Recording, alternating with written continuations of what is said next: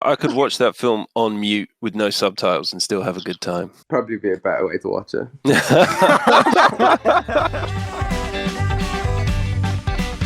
What is contentious about Redline? So Redline blows its load in the first 7 minutes of the movie and then is followed by a wave of post-nut clarity, disappointment for the remaining boring 90 minutes of suffering. The first scene is pretty jaw-dropping stuff, but a 7-minute insanely high-quality hook does not excuse baiting viewers in, trapping them into a final race that was, quite frankly, boring as shit. Especially as they shoehorned in a thin romance storyline, decentralizing and taking away from the movie's soul the high-octane racing. Redline is clickbait. The first 7 minutes is Dark Souls, and the rest of the film is Ape Escape 2 Electric Boogaloo.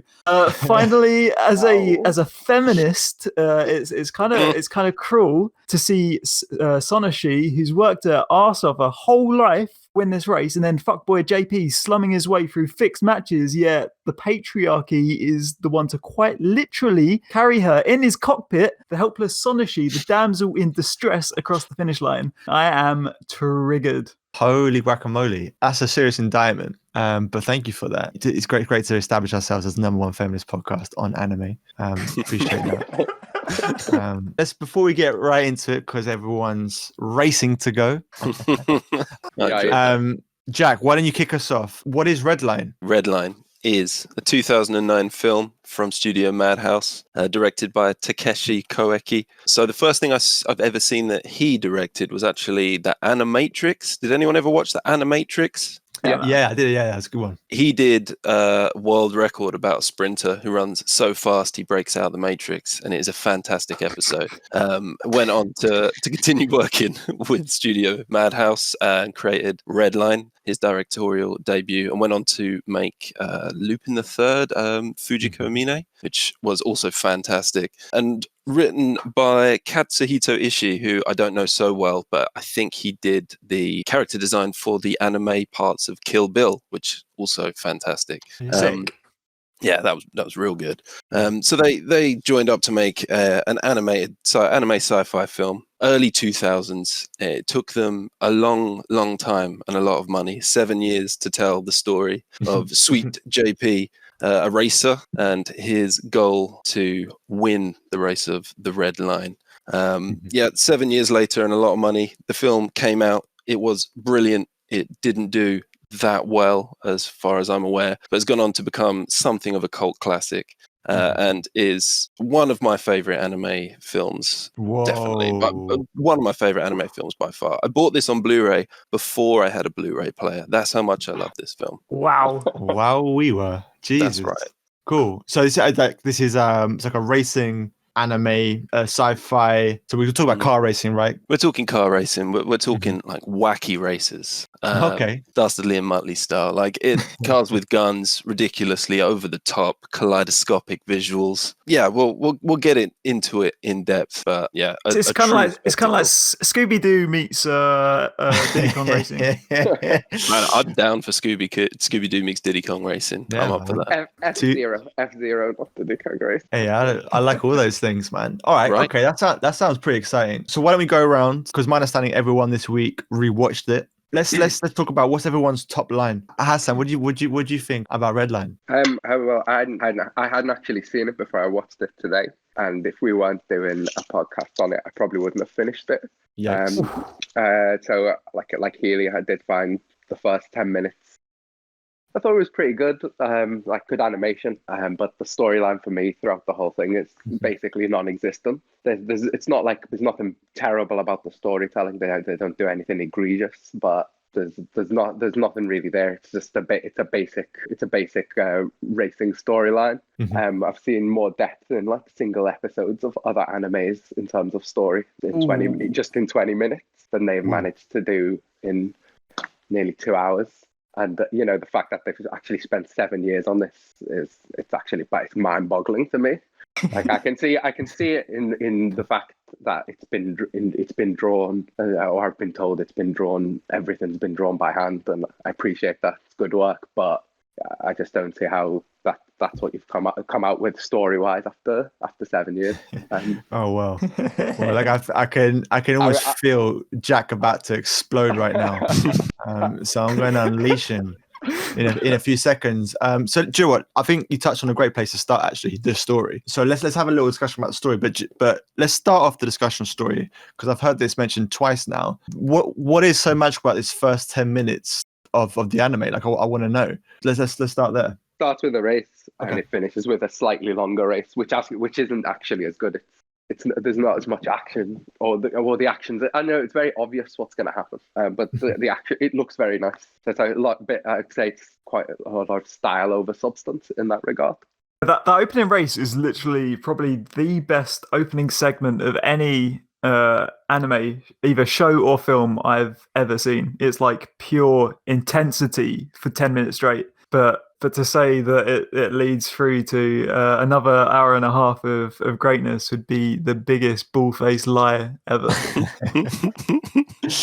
Oh man, the intro's fantastic. Like the yellow line race that opens it, which is like the qualifying race for the red line, is brilliant. It sets the scene well. The first few scenes where you're just seeing these weird dog aliens chilling on this planet, some other strange aliens using this really old camera trying to get a picture, and then the cars just whiz by. Everything explodes. Everything's hype. You see these weird old men smoking something, and everything looks fantastic. Like you could take any still from the whole film, but especially that intro scene, and it would look brilliant. Any gif of any 2 seconds would be entertaining, because there's so much packed in particular in the yellow line race. But to then say that it drops off after that, you man have issues with pacing and what pacing is. It can't be just go, go, go the whole thing. If it was a 90-minute race rather than a 90-minute film, then I think it would lose a lot of the depth. I think the build-up, which is the middle section of the film, which I have seen criticized as dull, is important because it grounds the characters a little bit. It lets the world breathe a little bit, and you can start to think about all of the other characters in the Red Line race who all get little great backstories that builds up to this fantastic climax. I don't know how, Healy, you can say that the Red Line, the final race, the last 20 to 30 minutes is dull. Like, that's insane to me.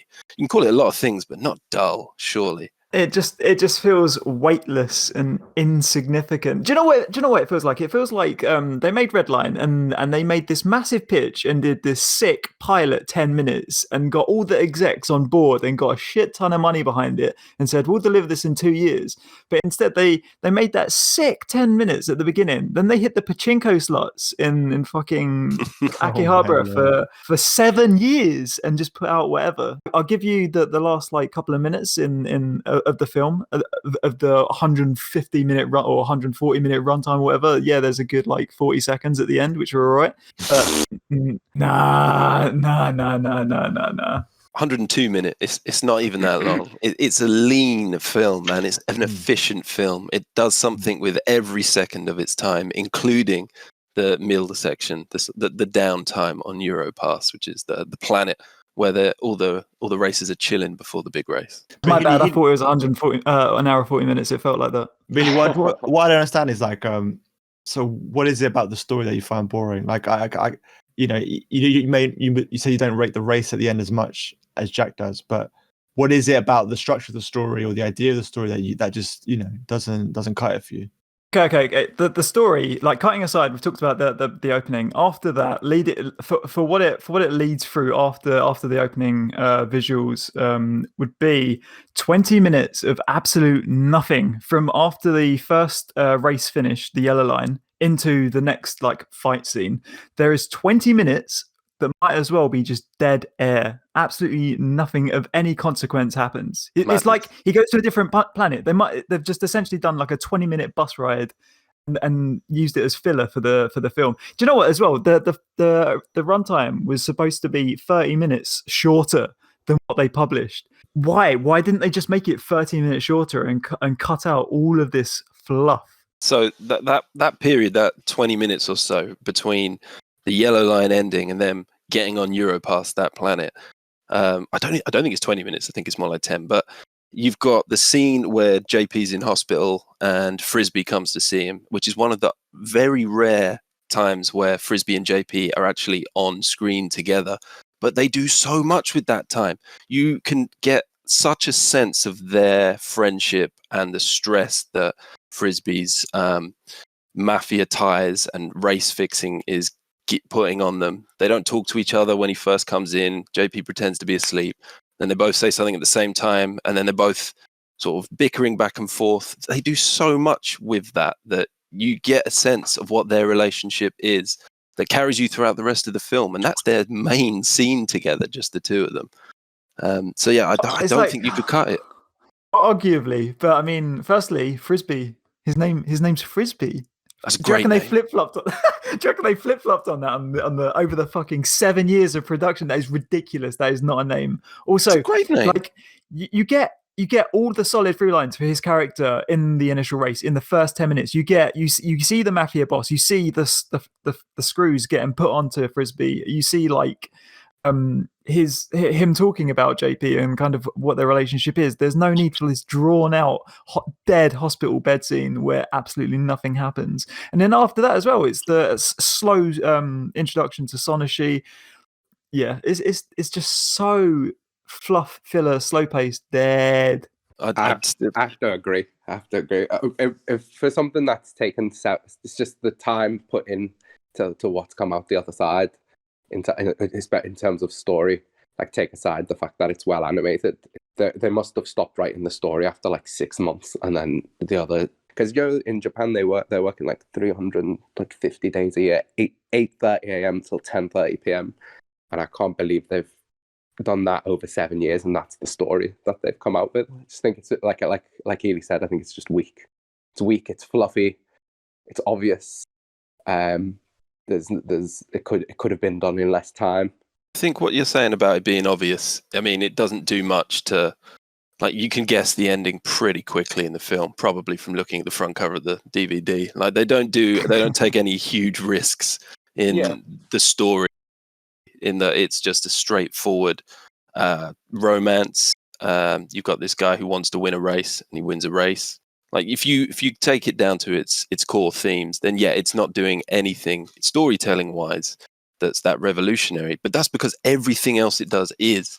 The animation is unparalleled. It looks spectacular throughout. The characters and the character work, I think, is brilliant. Every racer in the Redline race, I would watch a series about.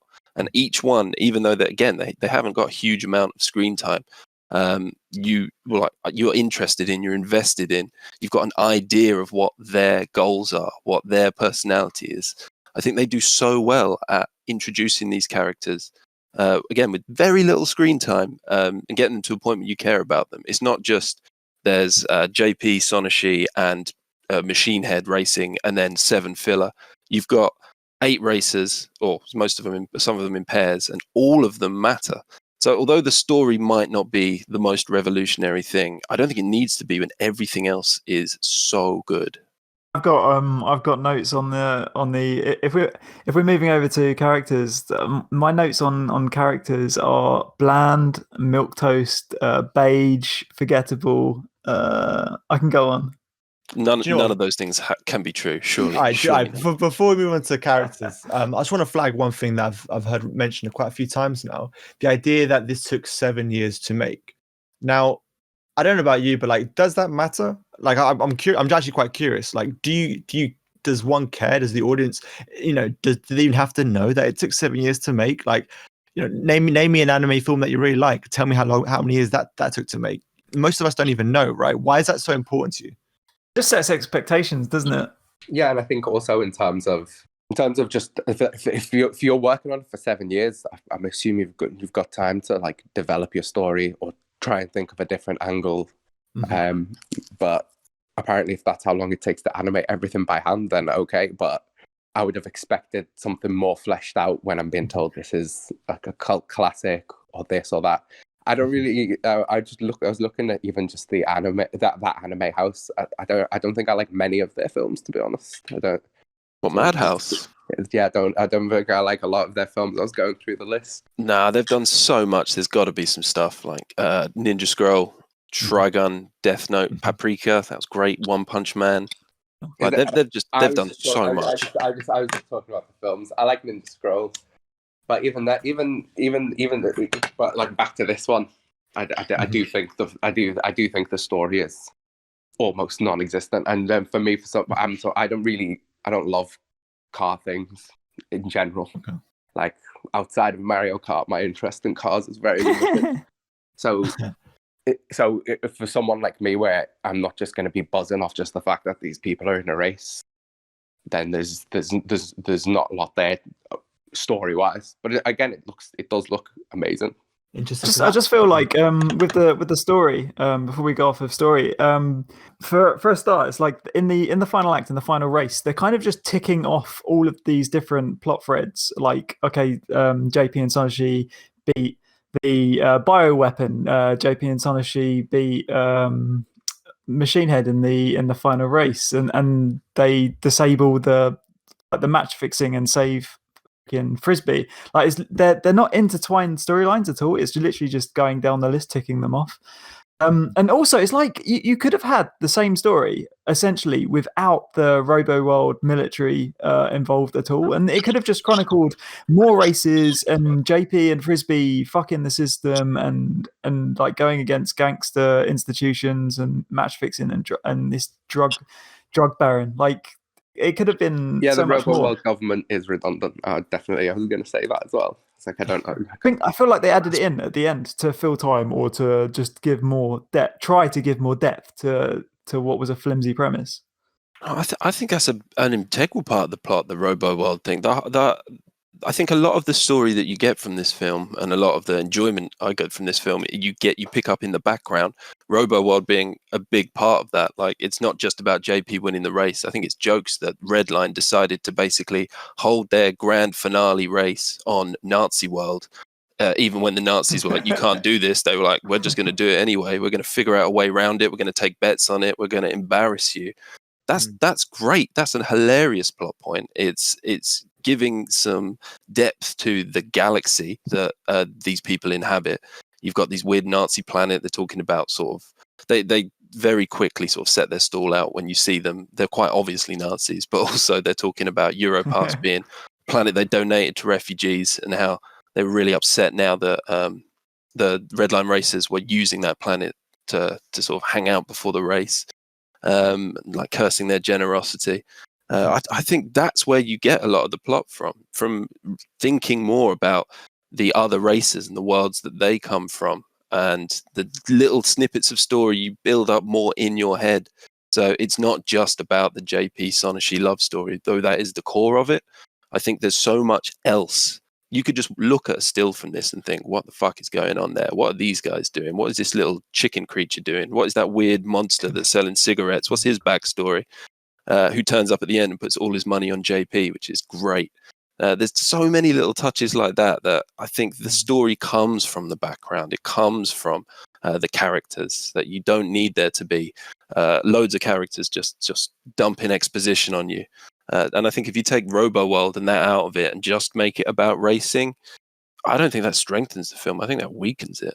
Would you rather have had more fleshed out backstories and then remove that?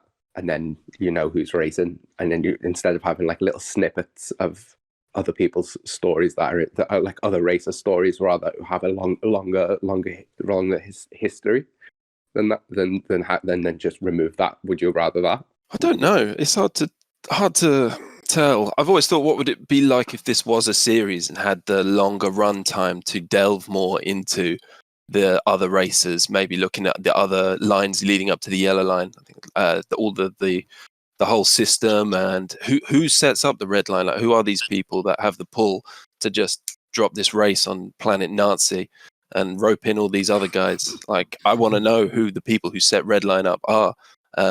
So I'd explore that more if there was time to do it. But I think the genius of this film is they cram so much into that 102 minutes that I don't come away thinking, I'm missing important plot points. I come away thinking, I wish I knew more about this world.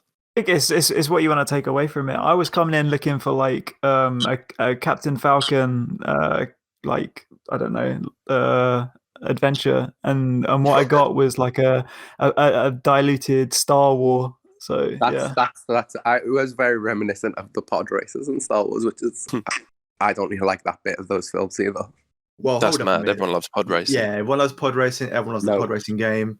So not too sure. I don't even like the games. How about that? All right. Next topic for the next podcast. Next We're moving away from anime. Yeah. We do video games next, coming right up. All right, cool. So we talk about story.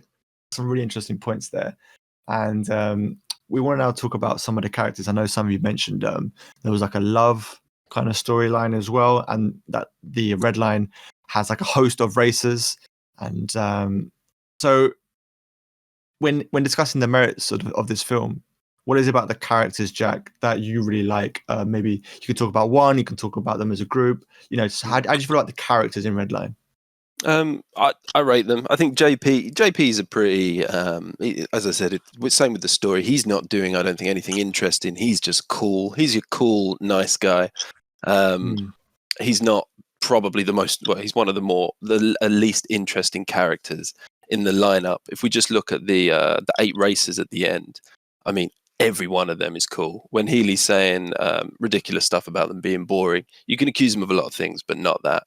Like, where to start? Machine Head is fantastic. He's, I guess, the closest thing to an antagonist that the racers have, although I never get the sense that he's essentially evil or anything. Again, really masterful storytelling where you see clips of his previous Redline wins, and it very quickly just shows him from a young person to getting this weird dense brick wall half machine that he ends up. And his introduction in the film, where there's a scene at a restaurant and someone gets kicked like through a wall of water, bounces off of him and comes back out through the wall of water. Like, that scene has stuck with me for years. I just think it's an amazing introduction.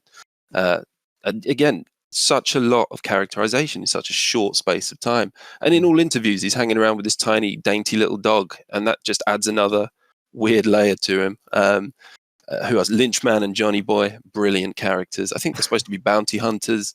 And each of the races sort of has their own side hustle going on. They're making the most of their fame, and I think they're selling videos of their bounty hunting. The Superboy's princesses from some sort of idol planet are idols. They're releasing and hyping their new single. They're all fantastic, and I think the core Jack, man, JP's I'm crew, supposed to be disparaging this anime. You're doing my job for me here, dude. What are you talking about? Go on, Healy. Jump in here. Jump in here. Jesus Christ. Say something for me, man. Tell me what's bad. Pick a character from the 8 races and tell me what's wrong with them. Oh man, I'd have to even rack my brain to remember one. As I said, so forgettable. Man. Yeah, the kawaii lolly girl racers with pink and green hair or whatever the fuck. What's their personality? What's their backstory? What's their draw? This afternoon, and I can't remember them. I can remember the characters. It's just like, do you know what irks me is that I really like the gangster boss man, the match fixer. He was detestable. He was gross when you're first introduced to him, and he's like rubbing coke on his gums or whatever the fuck he's doing, and he's got like a gun to my boy Frisbee's head. Like that was deep character interaction and fleshing out an interesting scene. And then you just get fluff between these races, fluff between like the terrorists and the Robo World Army. Just needless character interaction, screen time given to these background characters that are there just so that the race isn't Machine Head, JP, and Sonoshi, which in essence it fucking is. It's just those 3. It was never any of the other guys. All irrelevant, all a waste of screen. Mad. All of the other characters, all the other characters, I think, have depth. They have little rivalries with each other. Like I said, they've all got their own other reasons for doing the Redline, or at least they're capitalizing off of it. You've got Frisbee, who I think is a really interesting character as JP's sort of race fixer, and you got the mechanic guy who's pretty cool. I don't think you would have as strong a film if it was just Sonoshi, Machine Head, and JP racing against filler. I think what made the race interesting to me anyway is that each of these characters was fighting against each other or fighting for different reasons, and that really came out in the race itself. But I just don't see how you can call them forgettable. They're anything but forgettable. I remember one dude cried a lot. That's about it, dude. See, that was another thing. Like, you've got what's his name, Little Daizuna, who was with Trevor and Shinkai in the Robo World Army. They clearly defected to become racers, and he has felt betrayed over it for a long, long time. So much was hinted at in just their few short interactions that gives the characters depth, makes you think about the world in more detail. I know. I agree with some of what you're saying, just in terms of they were hinting at it, yeah, but I don't feel like anything was like fleshed out enough for me to feel like any kind of connection with any of these characters. So everything was like, it was glanced upon, or you get like a little clip, and I would have rather seen the characters get fleshed out more, because I think that I think they looked interesting, certainly, but they didn't really they didn't go to enough length to actually make them interesting. I don't feel like I think you've mistaken that the fact that it looks interesting and it looks good. That's I don't feel like they've given. They haven't given enough after that. They haven't like built on that. I want to like resonate. I want to be on this frequency and enjoy all of these like small intricate details. But it's like my garbage filter is just a little too sensitive, and I cannot accept it or seem to appreciate it. Man, you're blocking out fantastic film because you're not just digging that little bit deeper. No, they didn't dig it deep enough for me. They don't exact need to. Surface level. It's all surface. Every part of every bit of detail you're talking about these characters is skin deep, surface level. And if you want, I mean, would you like them to do a sequel where they focus on like a Gory Rider and his feud with Mickey and Todoroki, and then being chased around planet Earth while you're learning about Gory Rider's secret love affair and more interest? I don't think it's necessary. I don't think it's needed. You don't need to flesh these characters out to that extent. There's just enough done that it invests you in them. And that's what I mean by lean and efficient storytelling. They don't need to spend ages of time being like, and here's the backstory of the Superboyns twins. You just know what they're about straight away. Twins. They are 100% the fan service twins. I think I want to go back to what Healy said before. You know, he said what they do with Sonashi. I think that was actually a very good point. I'm very interested and correct. Where let's jump in on that. Female characterization in modern day Japan, and I mean, no hate to Japan. It's like different cultures, different strokes. But I would like to see a bit more double X chromosome gold medal placement in anime. Sonashi won the race. Sonashi won the most races of anyone. She ran the yellow line and the red wasn't line. even in her got car. on a technicality. So it was her driving as well as her steamlight that helped JP to win. They won together. She was not rescued by him. They won together. Either of them on their own would have lost that race to Machine Head. They only won because they won together. I don't know. It looked at me like she was hugging him and he was driving the car. No, man. She had her foot on the pedal, hand on the wheel the whole time. I don't know, man. I mean, everyone knows it's whose car finishes is the person who won the race. It never specifies that in Redline. There isn't even a car at the end.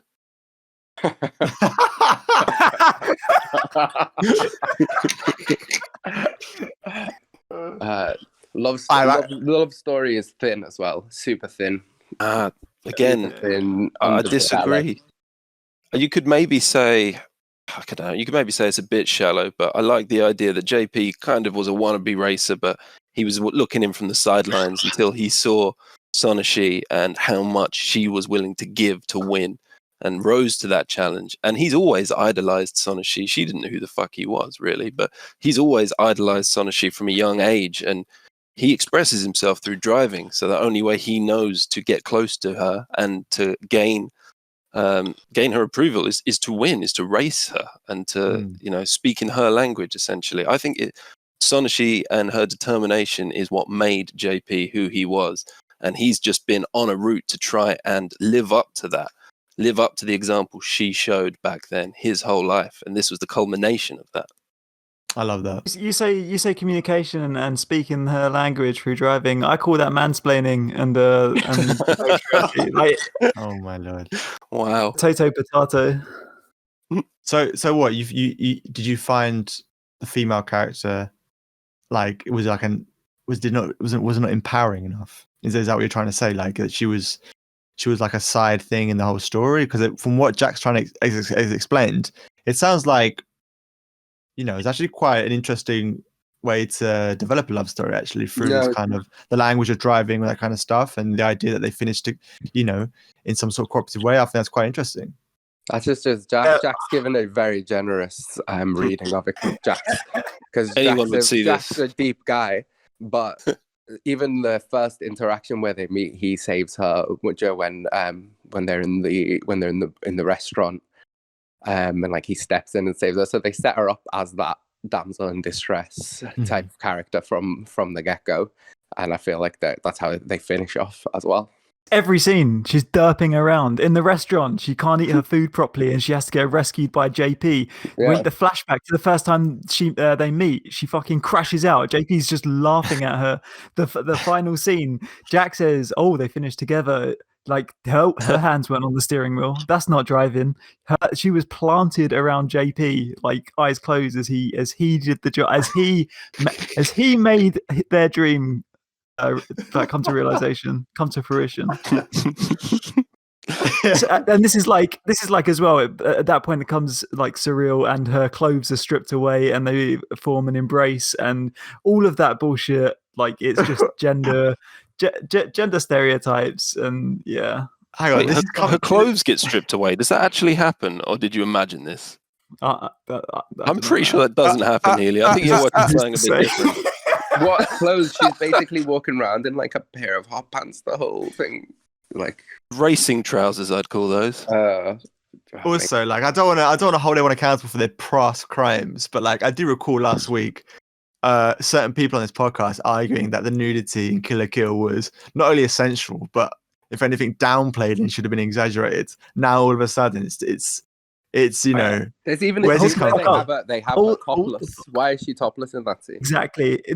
How did that enhance the storyline? What narrative throughput did that have? How was that like relevant to what was going? She's just chilling, topless, watching TV. There was no need for that. Yeah, I got nothing to defend that scene. I've been thinking for days, what am I going to say when they bring this up? No, I got nothing. They just show her topless. Well, that's what we're here for. We're here to hold a lot of anime companies to account, especially when it comes to like body politics issues. That's what we got Healy for, and it's great. That's just what we're doing. Yeah, exactly. Well done, everyone. Well done, gang. Is anything about characters you want to discuss even further? Like I've heard some stuff about the main characters and how some of the I don't want to say side characters, but some of the less visible characters are also like portrayed in kind of interesting ways. Overall, like, are we happy to move on to the next topic, or do you want to still talk about some characters?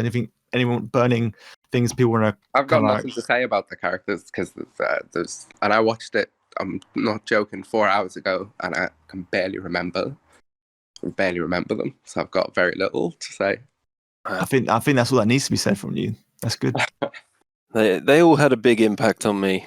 I have seen this film many times now, so I probably do have. I'm reading a lot into this compared to what you would on a first watch, but I do think that the characters are all interesting, and I meant what I said, that I would like to. Like, I can imagine more backstory about these characters. I like the idea of the worlds that they come from, the different interactions between them, and I think it's yeah. They could have gone there.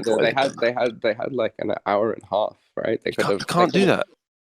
They can't go to 8 different planets and do that good, scene setting. You couldn't have had the yellow line in if you were going to do that, and then you'd be missing all of the what I consider important downtime bits on Europass, preparing for the red line. No, I disagree. I think they could have used that time better, and they certainly could have used that 7 years better.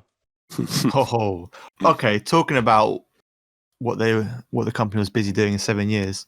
My understanding that it's impossible to discuss the merits of Redline outside of discussion on animation. There's some big hitters behind this. It looks beautiful. Well, depending on how you look at it, but like it's incredibly stylized. It goes without saying that this is like a spectacle. This anime. It was almost framed as that. It was sold as that as the audience. But I mean, Jack, I just want to hear your passion on how you enjoyed the animation of this, because I obviously think it's wonderful. But like, how did you feel about it? I think it is the key selling point of the whole thing. It looks unlike anything else I've seen before or since. I think it has quite a unique anime style in that it's got these big, bold, bright colors, and then you've got your thick, dark black lines as well. It's good contrast. The first time I saw this film was in the cinema, and I think that may have colored sort of my impression of it going forward. Yes. It was I mean, let me take you back to, when was it? 2011. I was watching an anime all-nighter in London, 5 anime films back to back, starting with Akira, going through a couple of Eden of the East films, then going on to a trash film called 2001 Nights, I think, which was basically a Final Fantasy cutscene, and then ending with Redline, which, I mean, this has got it. It started at quarter to midnight. I'd watched 4 films back to back. I'd never heard of Redline and didn't really have much interest in it, and it just woke me up and blew me away. Holy shit! It is just a feast for the eyes. It's just this kaleidoscopic, kinetic, psychedelic, non-stop, just awesome, thrown at you constantly.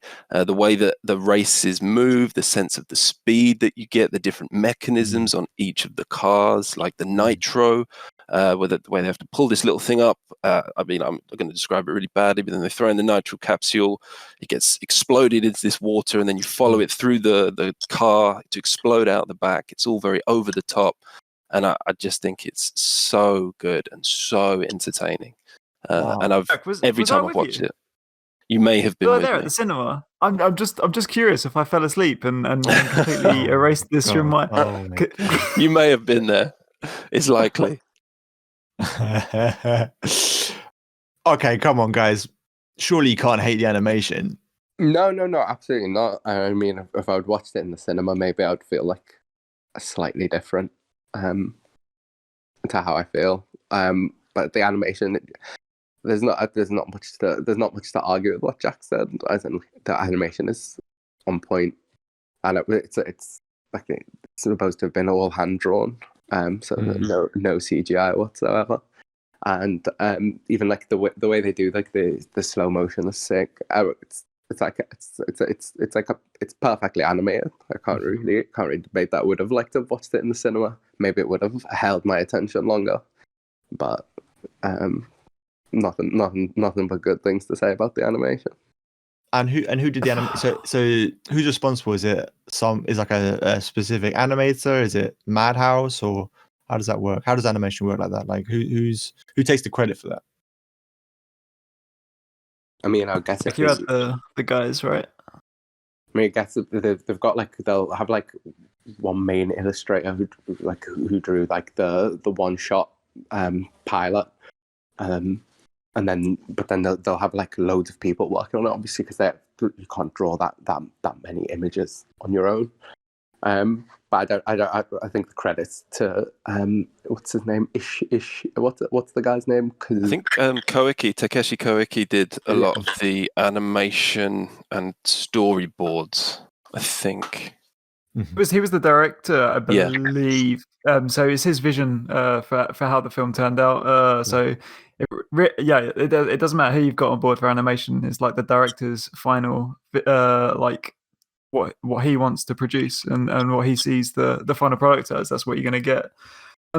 It's like, it's like the animation was incredible. No one can argue that. It'd be a fallacy to even attempt to say that or discredit the animation. But it's just that it's leaps and bounds beyond every other aspect of the movie. I would say that the freaking OST, the soundtrack, the score is better quality than on par with other films or shows than the storylines. It's leading you on. It's that first 10 minutes of insane action, of insane quality animation, and then it's just No, you're trapped in. Then you've already signed into the film. You've got your guys on the sofa with you. You're just locked in for those boring 90 minutes. Yeah, that's what I got. Just going back on that point, I think a lot of stories start with an interesting hook at the beginning. I don't think that's a negative against Redline that No, it he's does just the saying same. failed to deliver on that promise. That's where we disagree then, because I think the red line does deliver on the promise of the yellow line. But yeah, to go back to the animation and the graphics of the whole thing, I think technically we all agree it looks spectacular, and I think the art direction was interesting and unique. But I think the designs of everything, the worlds, the background characters, like the bioweapons, they've all got a weird sort of organic component to them. It looks interesting. The weird holographic war table, essentially, that the Nazis have. Everything looks like nothing I've ever seen before, and I think that's a big part of why. Like, you can animate something really good, but if you've got bland storyboards, it's going to look shit. Whereas everything here looks interesting, and even the odd little background scenes, just you can tell so much love and care and time went into designing these characters that are on screen for less than 5 seconds. Have you heard of the story where there's a Korean couple, and then the Korean woman is an absolute beauty, and then they marry and have a child, and the absolute devastation of this broken-looking child with the most disgustingly disfigured, poor genetically given face, and it was just clickbait all along, because the Korean lady had a ton of cosmetic surgery to over the top give it the best visuals and pixels she could possibly pay for, and did not deliver eugenic wise for the husband's needs. And I'm the husband. I wanted perfection, and I got bullshit after 10 minutes. You started the story. Yeah, also, you started this story like, have you heard the story of? No one's heard that story. I've heard that story. I've heard that story. It's in South Korea, and he sued her because she's. Oh, so yeah, she no, had do a you know kid and the what? kid was Rewind. ugly, and he was just like, mate, this is hey. real. Yeah, no, this happened. is real. This is real. This is real. 100%. So what I'm saying is, no, but I didn't know. Like, I thought the story was he went out with her, and then he sued her. Like, later on, when he discovered that she didn't look like the way. No, it's when they had a kid. So he met her, and she just looked good. And then when they had a kid, he was like, "Why does this kid look like this?" He was like, "Oh, I don't actually look like this. Genetic." And he's like, "Okay, I'm going to sue you." So is that Healy's happened? Healy's metaphor there?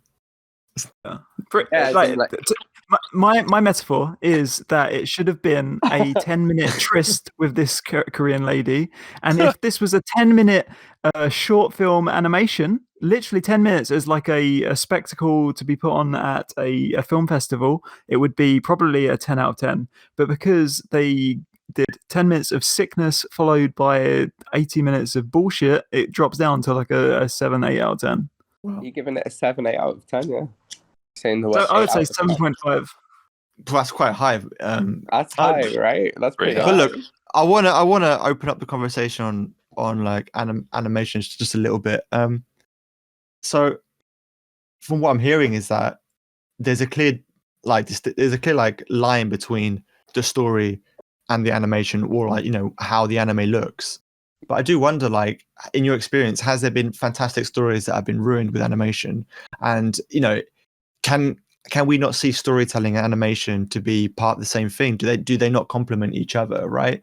I feel like to separate them completely, the way you're doing, like to score this anime has 9 out of 10 animation, 1 out of 10 storyline.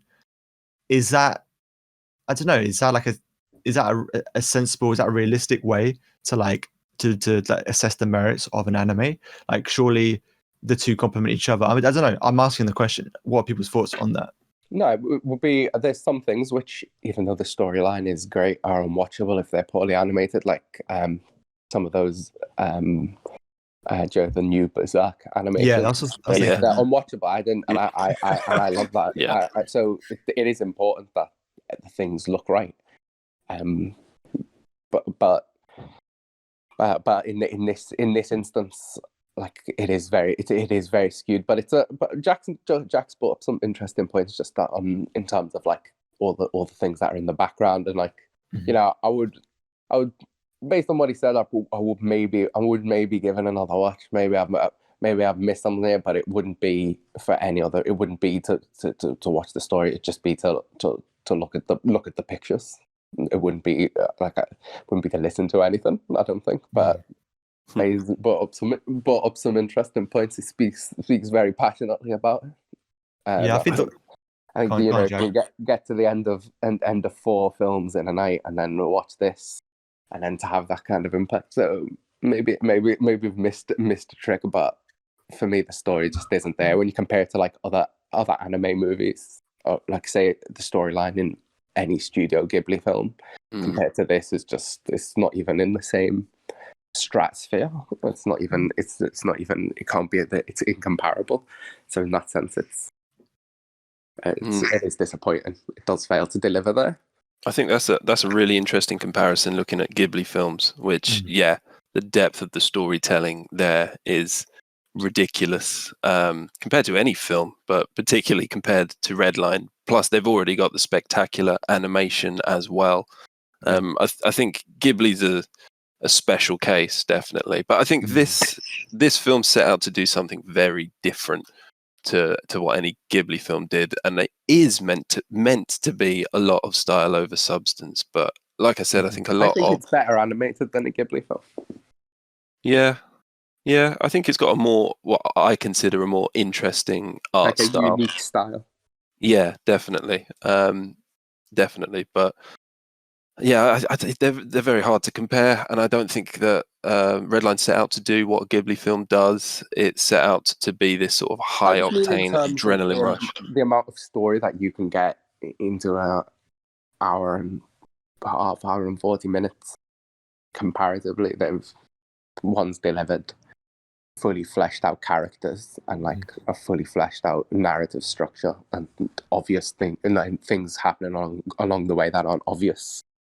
And the other one is, you know how it's going to end. You know what the end of you already know what the climax of the movie, where it's going to be, what it's going to be, and it's like everything that happens along the way is obvious. Like it is very obvious. So I don't know. That's where it's disappointing for me. What we were saying before about visuals versus storytelling, and like how they can weigh against each other, and like the importance of having both side by side. And I think Hassan hit the nail on the head with like the 2016 or 14 or whenever it was, the Berserk adaptation, where you got the sickest story and the shittest visuals. That's like the inverse. So what this would be, what Redline is if you could imagine sick Miura panels of like Casca Griffith guts in like the final panels, and it's so tense, and then they just fucking Fortnite dance, and Ronald McDonald bursts out Sod's mouth, and like it's just a disaster piece. Oh my god! Oh man!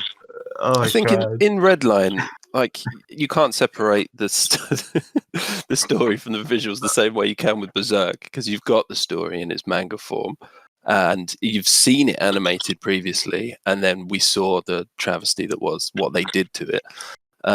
This is different. I think the visuals are a big part of the storytelling, particularly in the races. You haven't got much in the way of dialogue some of the time.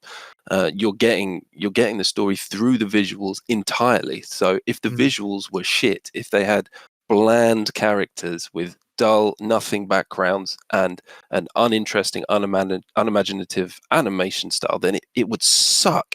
It would have killed it dead, because it's got no story to back up on. It's got nothing. But because everything else was done so well, it didn't need it. I think it bypassed the need for the deep story. Yeah, I think it's some excellent points. All right. I mean, unless anyone has more points on animation, I think we should go to our closing thoughts. No, nothing more on animation for me. All right.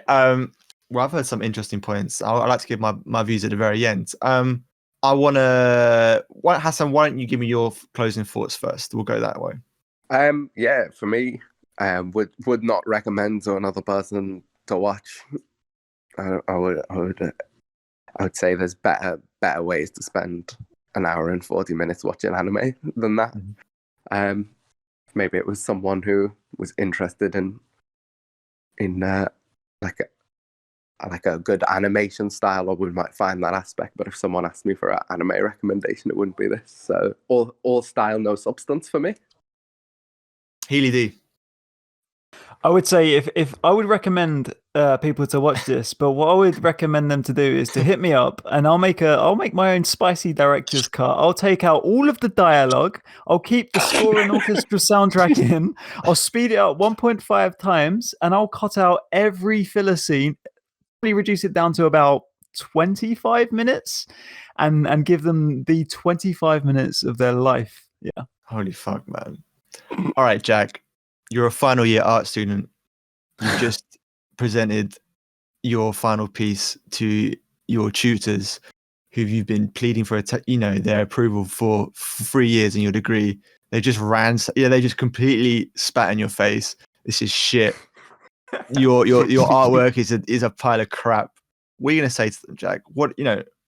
Your last plea? What is Come on, why Redline? Why is it? Why is it the one for you? Redline is a crowning achievement in anime and deserves to be thought of in the same breath as something like Akira in terms of anime films. I think it's fully deserved that cult status that it's got eventually. I think it's such a shame that it didn't do so well when it first came out, but I don't think it was meant to cater to your general anime watching public at the time. I think there's nothing like it before or since. I think that the plot of it is told through its visuals, through its background characters, through the interesting little things that you notice here and there. And it captured me in the same way that I remember Star Wars did when I was a kid, that I thought, I want to know more about all these planets, all these worlds, all these races. This is sick. I think the world building is spectacular, is animated flawlessly, and the score, the music, which we haven't really talked about much, is also incredible. I'd recommend to anyone, 10 out of 10, 100%. Let's go. Well done. Cool. It's been a really interesting discussion, to be honest. And I actually think after listening to everyone's point of views that I'm kind of convinced by Jack. I feel like I actually want to watch me some Redline. I bet you won't watch it. Well, maybe. No. Do you know what? I completely understand style over substance arguments. I completely sympathize with anyone who watches an anime and says this has pacing problems. But you know what? I also sympathize is the way Jack speaks about Redline is also the way I have a lot of family members who are into like art, fine art, classical art, all that kind of stuff. And I used to go to these art galleries as a kid, who know nothing about the world and being like, this painting's boring, right? And they're like, hold up, take a look at the backgrounds. And they could tell you a detailed story about, characters in the background and what it means to the painting and unraveling the mystery of the painting. And all of a sudden, I love the painting. And the way Jack talks about Redline is in the same vein. Is that actually the talented illustrators, the animators of Redline are able to almost cryptically inject storyline just through the beauty and detail of their drawing, by adding different races with kind of their own costumes and kind of like hints towards their character and their background within the kind of the frames, all that kind of stuff. I actually think that's wicked. And in this particular instance, I don't think style of substance is a criticism that holds a whole lot of weight, because I actually think the style gives substance to the story. I could watch that film on mute with no subtitles and still have a good time. Probably be a better way to watch it.